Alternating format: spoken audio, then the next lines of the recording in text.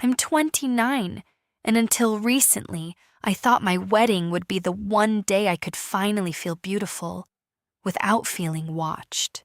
That probably sounds strange.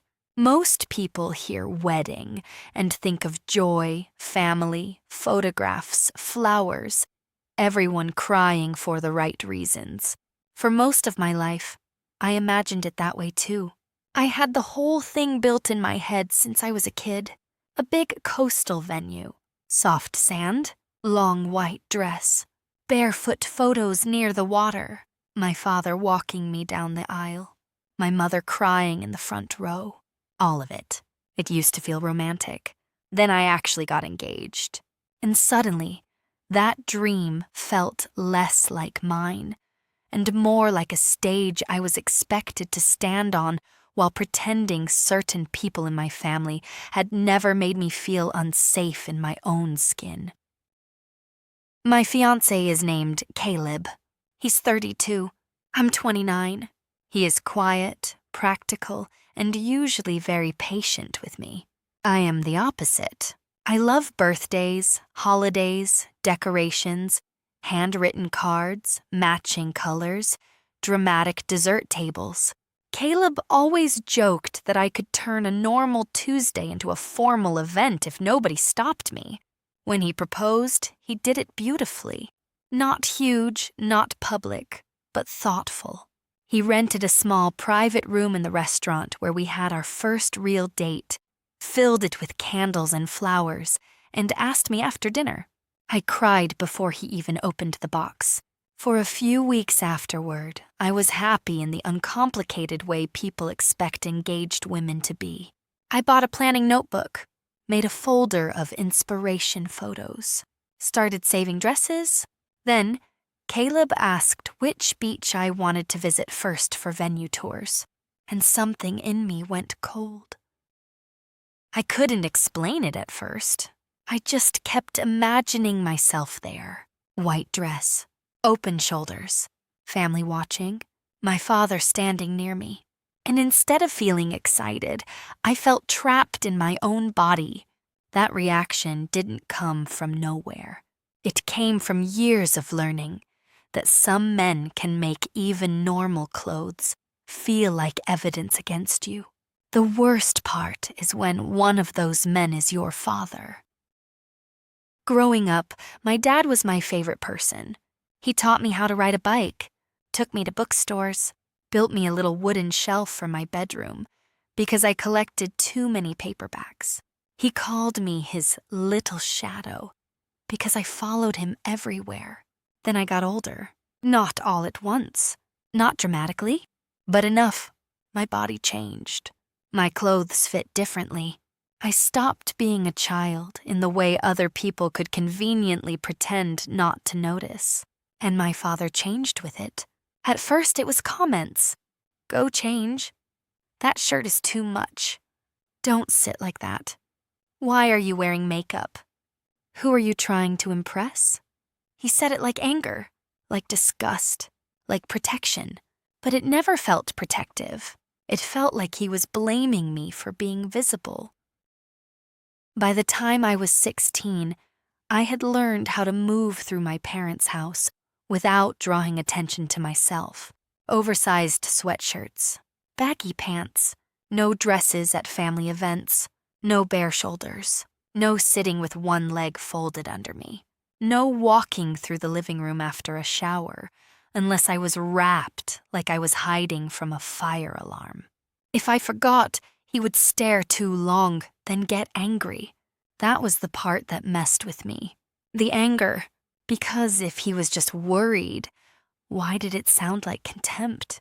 If he was protecting me, why did I feel ashamed? If I had done nothing wrong, why did I feel like I had to apologize for having a body?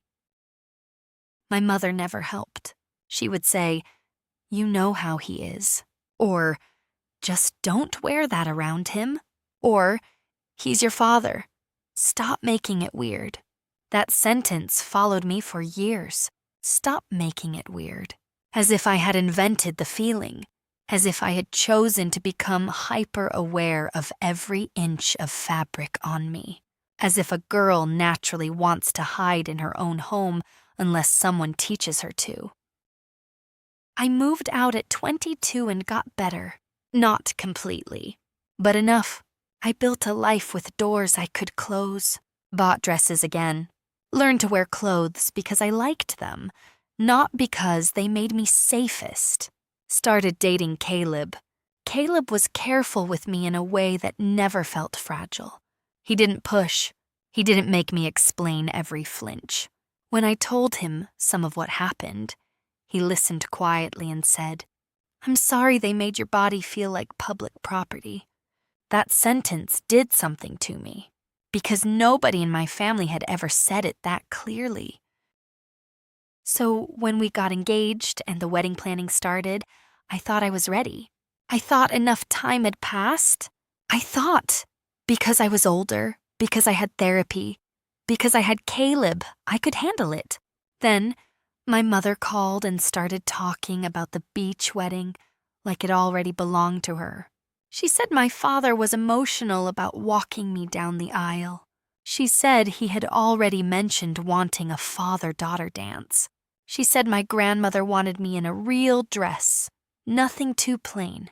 Then she laughed and said, "Your dad will probably cry when he sees you." I almost threw up. That was the moment I realized I didn't want the big wedding anymore. Not because I didn't love Caleb, not because I was sad, not because the proposal was wrong, because I could not imagine being displayed in front of my family while everyone pretended my discomfort had no history. I didn't want to stand in a dress while my father looked at me and everyone called it love. A few days later, Caleb made a joke. We were sitting at the kitchen counter, surrounded by venue tabs and price lists, and he said, "We could always just go to the courthouse and use the money for a ridiculous dinner." He meant it as a joke. I didn't laugh. I looked at him and said, "What if we did?" He froze. Then he looked genuinely worried, like he had broken something.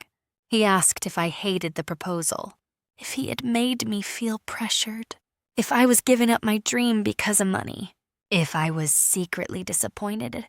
I told him no, but I could tell he didn't believe me.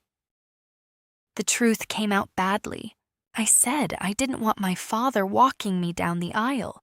Caleb's face changed, not angry, not confused, just very still. He asked, "Did something happen recently?" I said no, and then I said, "That's the problem. Nothing had to happen recently. It already happened enough." I told him I didn't want the beach. I didn't want the aisle. I didn't want the dress reveal. I didn't want the father-daughter dance. I didn't want a day where my family got to perform closeness in public after years of making me feel alone in private. Caleb took it seriously. My family did not. When I told my mother we were considering a small courthouse wedding, she acted like I had announced I was canceling the marriage. She said, "Your father will be devastated." I said, "He'll survive." She said, "You only get married once." I said, "Then I should probably be comfortable at my own wedding." That was the first time she went quiet. My father called later that night. He didn't ask how I felt. He didn't ask why I changed my mind. He said, "So I don't get to walk my own daughter down the aisle?" His own daughter, like I was a role he owned and I was refusing to perform. I told him Caleb and I wanted something smaller. He said, "You always have to make everything about yourself." I almost laughed. My wedding, my body, my choice of ceremony, and somehow I was selfish for wanting to feel safe inside it. Then he said the sentence that made the decision final. "You're acting like I'm some stranger off the street." I didn't answer right away, because the honest response was, no, that would have been easier. A stranger's opinion wouldn't have shaped the way I dressed for years. A stranger wouldn't have made me plan escape routes through my own house. A stranger wouldn't have made me feel guilty for growing up. I said, "I'm acting like I remember how you treated me." He hung up. Update 1. My mother has been telling relatives that Caleb is controlling me, that he doesn't want to pay for a wedding, that he turned me against my family, that I'm embarrassed by them now that I'm marrying into a different kind of life. None of that is true. Caleb has offered more than once to have the big wedding if I want it. He has also offered to elope tomorrow if that would make me happy. The only thing he refuses to do is pressure me into giving my family a version of me they can photograph. Update 2. We chose the courthouse. Not because it is small, because it feels honest. I found a simple dress, still beautiful, still white, still mine. We're renting a vintage car afterward and going to dinner at a restaurant with big windows and city lights. No aisle, no father-daughter dance, no public performance. Just us, 2 witnesses, a photographer for an hour. For the first time since planning started, I feel excited. Update 3. My father texted me yesterday. All he wrote was, "I guess I know where I stand." I stared at it for a long time. Then I typed back, "Now you do." I haven't heard from him since, and I don't feel good about it exactly. I don't feel victorious. I don't feel healed. I just feel like I finally stopped confusing guilt with responsibility. The hardest part is grieving someone who is still alive, because part of me still remembers the father who built me bookshelves and called me his little shadow. I loved him. I still love that version of him, but I am not his little girl anymore. And if becoming a woman meant losing his ability to see me as a person, then that was never my failure. It was his. I am allowed to choose a wedding where I feel safe. I am allowed to choose joy without handing my discomfort a front row seat. And if that makes me selfish, then maybe selfish is just what people call you when you finally stop performing for them.